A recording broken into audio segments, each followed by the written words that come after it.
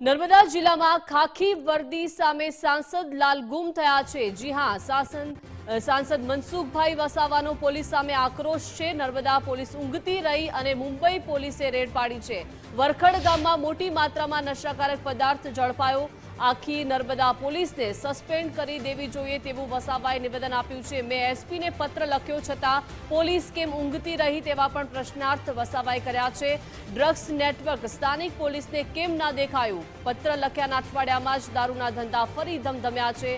નર્મદામાં પોલીસથી નકલી મુંબઈની આ પોલીસથી નકલી દારૂ આવતો હોવાના પણ અહીંયા આક્ષેપો થયા છે।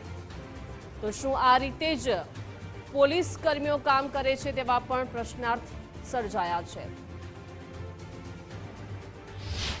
પોલીસ સ્ટેશનનો મેં ઉલ્લેખ કર્યો હતો તે વખતે આંબલેથા પોલીસ સ્ટેશનનો પણ ઉલ્લેખ કર્યો હતો કે આંબલેથા પોલીસ સ્ટેશન એરિયાની અંદર ઘણા આવા અનેક પ્રકારના ગેરકાનૂની ધંધા ચાલે છે। એ મેં સીધો આક્ષેપ કર્યો અને એની સાથે જોડાયેલો મુદ્દો આજે છે જે વરખડની અંદર જે ડ્રગ્સને લગતું કે કેફી દ્રવ્ય જે પકડાયું છે। આજે મુંબઈની પોલીસને બાકી પોલીસ તંત્ર બિલકુલ એનો તપાસી રહ્યો છે। હું અભિનંદન આપું છું આ સાથે જોડાયા, પણ નર્મદા જિલ્લાની પોલીસની શરમજનક છે અને ખાસ કરીને આંબલેથા વિસ્તારના જે પીઆઈ હશે કે જે એ સાથે જોડાયેલ સમગ્ર પોલીસ તંત્રને હું એની નિંદા કરું છું કે એમના નજર હેઠળ આ પ્રકારના કૃત્ય ચાલતા હતા અને આમને નર્મદાની પોલીસને ખબર નથી। હું તો નર્મદાની પોલીસને ગૃહ વિભાગ તાત્કાલિક સસ્પેન્ડ કરી નાખવા જોઈએ હું માંગ કરું છું। વિગતો સાથે સહયોગી ઉમંગ જોડાઈ ગયા છે। ઉમંગ, વરખડ ગામમાં મોટી માત્રામાં નશાકારક પદાર્થ ઝડપાયો। હવે સવાલો વસાવાએ અનેક કર્યા છે। પોલીસ સામે આક્રોશ વ્યક્ત કર્યો છે। કહ્યું છે કે નર્મદા પોલીસ ઊંઘતી રહી અને મુંબઈની પોલીસે રેડ પાડી છે, એટલે કે આખી નર્મદા પોલીસે સસ્પેન્ડ કરી દેવી જોઈએ।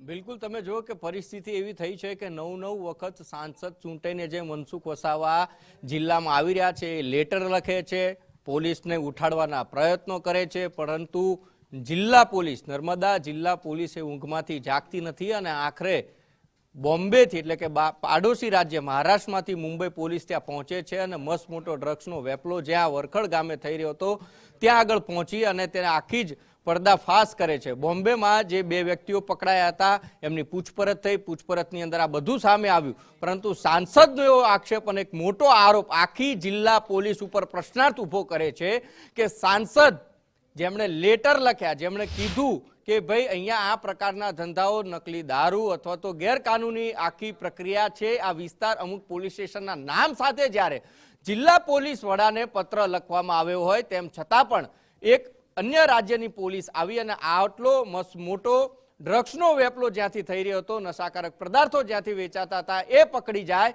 અને ત્યારે મનસુખ વસાવા સાંસદે એવું કીધું છે કે ગૃહમંત્રીને રજૂઆત કરું છું કે આખી નર્મદા જિલ્લા પોલીસને સસ્પેન્ડ કરી દેવી જોઈએ।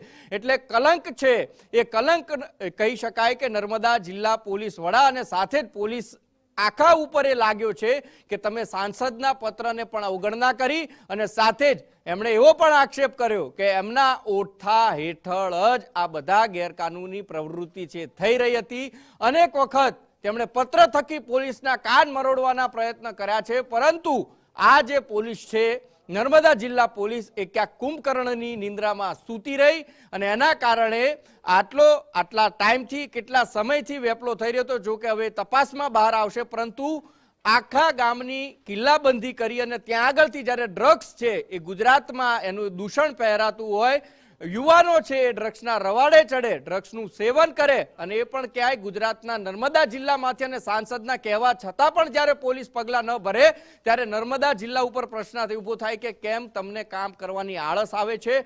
શું તમે એક જનતાના ચૂંટાયેલા પ્રતિનિધિ એક બે વખત નહીં પરંતુ જે નવ વખત ચૂંટાઈને આવે છે, જેમને પક્ષે 9 વખત ટિકિટ આપી અને 9 વખત એ બહુમતીથી જીતીને આવ્યા અને એમનો જેટલો બહોળો અનુભવ છે, જિલ્લાને સારી રીતે જાણે છે, એમના વ્યક્તિઓ છે એ પણ ક્યાંક કામ કરતા હશે, એમને બાતમી મળી હશે, એમને સમાચાર મળ્યા હશે, તો શું તમે એમની પણ અવગણના કરી કે પછી એ પત્રને તમે ખાલી ઇન્વર્ટ કરી અને સહી કરી અને ખાલી તમારી ફાઇલના જે થોકા પડ્યા છે થોકાની અંદર મૂકી દીધો?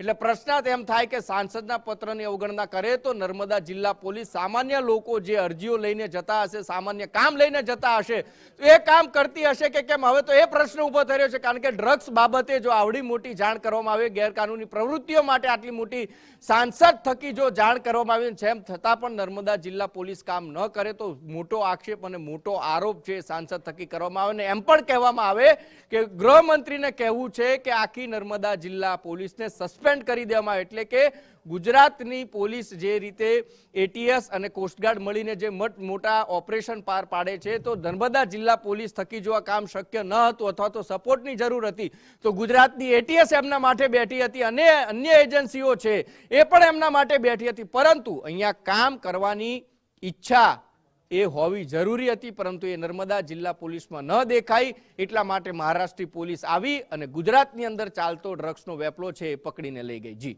જી ઉમંગ, આભાર વિગત સાથે જોડાયા તે બદલ. એટલે કે ખુદ સાંસદે પત્ર લખ્યો છતાં સ્થાનિક પોલીસ એક્ટિવ ન થતા હવે અનેક સવાલો થઈ રહ્યા છે. બુટલેગરો પર કયા પોલીસ અધિકારીઓનો હાથ છે તેને લઈને પણ પ્રશ્નાર્થ છે. સાથે સાથે સાંસદે કેમ આ પ્રકારનું આકરું વલણ અપનાવ્યું તેને લઈને પણ સવાલો છે.